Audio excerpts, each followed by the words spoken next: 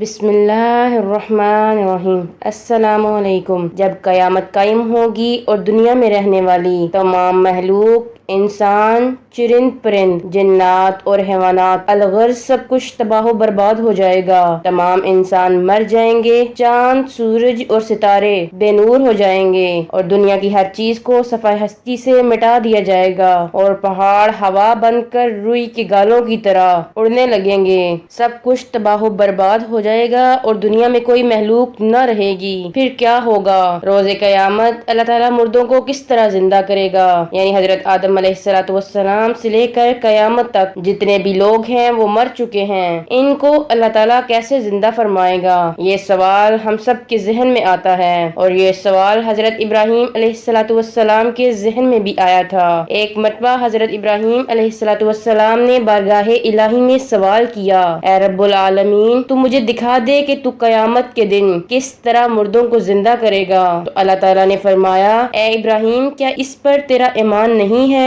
حضرت ابراہیم علیہ السلام نے فرمایا، کیوں نہیں میرے اللہ، میں اس پر ایمان رکھتا ہوں، لیکن میری تمنا یہ ہے کہ میں اس منظر کو اپنی آنکھوں سے دیکھوں تاکہ میرے دل کو قرار آ جائے۔ حضرت ابراہیم علیہ السلام اللہ تعالیٰ کے نیک بندے اور جلیل القدر پیغمبر تھے۔ حضرت ابراہیم علیہ السلام اللہ تعالیٰ کی بارگاہ میں سوال کرتے رہتے تھے، اور اللہ تبارک و تعالیٰ آپ علیہ السلام کو ان سوالوں کے جواب بھی دیتے تھے، کیونکہ حضرت ابراہیم علیہ السلام خلیل اللہ یعنی اللہ تعالیٰ کا دوست تھے۔ اللہ تعالیٰ نے فرمایا، اے ابراہیم، تم 4 پرندوں کو پالو، ان کی خوب اچھی طرح پرورش کرو اور انہیں کھلاؤ پلاؤ، پھر انہیں ذبح کر کے قیمہ بنا لو، پھر اپنے گرد و نواح کے پہاڑوں میں تھوڑا تھوڑا گوشت رکھ دو، پھر جب تم ان پرندوں کو پکارو گے تو وہ پرندے تمہارے سامنے کس طرح زندہ ہوں گے اور تمہارے پاس آ جائیں گے تو تم انہیں اپنی آنکھوں سے دیکھ لو گے، اور اس طرح تم مردوں کے زندہ ہونے کے منظر کو اپنی آنکھوں سے دیکھ لو گے۔ چنانچہ حضرت ابراہیم علیہ السلام نے ایک مرغ، ایک کبوتر،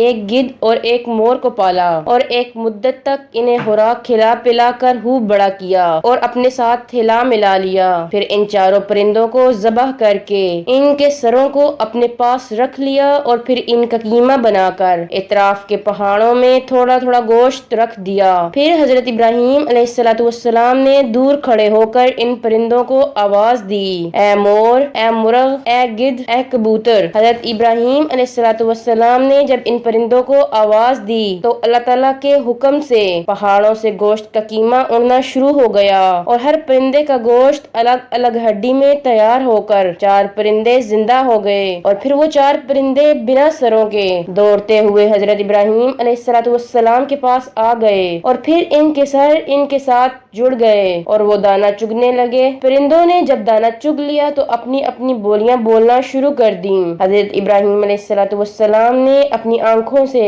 مردوں کے زندہ ہونے کے منظر کو دیکھ لیا، اور ان کے دل کو اطمینان اور قرار مل گیا۔ اس واقعے کا ذکر اللہ تعالیٰ قرآن مجید کی سورۃ بقرہ میں اس طرح بیان کرتا ہے، بسم اللہ الرحمن الرحیم، وَإِذْ قَالَ إِبْرَاهِيمُ رَبِّ أَرِنِي كَيْفَ تُحْيِي الْمَوْتَىٰ قَالَ أَوَلَمْ تُؤْمِنْ قَالَ بَلَىٰ وَلَٰكِن لِّيَطْمَئِنَّ قَلْبِي قَالَ فَخُذْ أَرْبَعَةً مِّنَ الطَّيْرِ فَصُرْهُنَّ إِلَيْكَ ثُمَّ اجْعَلْ عَلَىٰ كُلِّ جَبَلٍ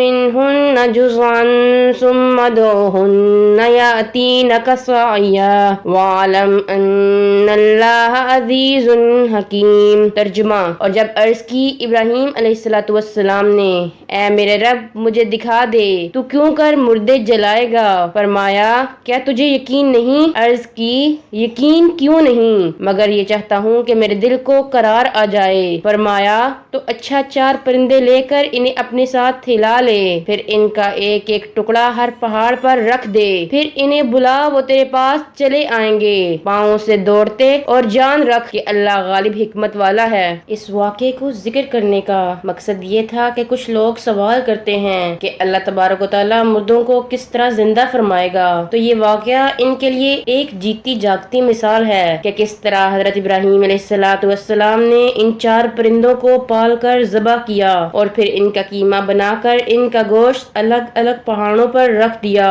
اور پھر انہیں آواز لگائی تو وہ پرندے اللہ تعالیٰ کے حکم سے زندہ ہو کر حضرت ابراہیم علیہ السلام کے پاس دوڑتے آئے اور پھر وہ دانا چگنے لگے اور اپنی اپنی بولیاں بھی بولنے لگے۔ بے شک ہمارا رب قادر مطلق ہے اور وہ ہر چیز پر قدرت رکھتا ہے۔ جو کام کرنے کا ارادہ فرماتا ہے کہتا ہے کن ہو جا، بس وہ کام ہو جاتا ہے۔ وہ پیدا کر کے مارنے والا ہے اور مار کر پھر زندہ کرنے والا ہے۔ اگر اس واقعے کو تصوف کی نظر سے دیکھا جائے تو سمجھ میں آتا ہے کہ حضرت ابراہیم علیہ السلام نے جن 4 پرندوں کو ذبح کیا ان میں سے ہر پرندہ اپنی ایک بری خصلت میں مشہور ہے۔ مثلا مور کو اپنی شکل و صورت کی خوبصورتی پر گھمنڈ رہتا ہے اور مرغ میں کثرت شہوت کی بری خصلت ہے اور گدھ میں حرص اور لالچ کی بری عادت ہے اور کبوتر کو اپنی بلند پروازی اور اونچی اڑان پر غرور ہوتا ہے۔ تو ان 4 پرندوں کے ذبح کرنے سے ان 4 خصلتوں کو ذبح کرنے کی طرف اشارہ ہے کہ 4 پرندے ذبح کیے گئے تو حضرت ابراہیم علیہ السلام کو مردوں کے زندہ ہونے کا منظر نظر آیا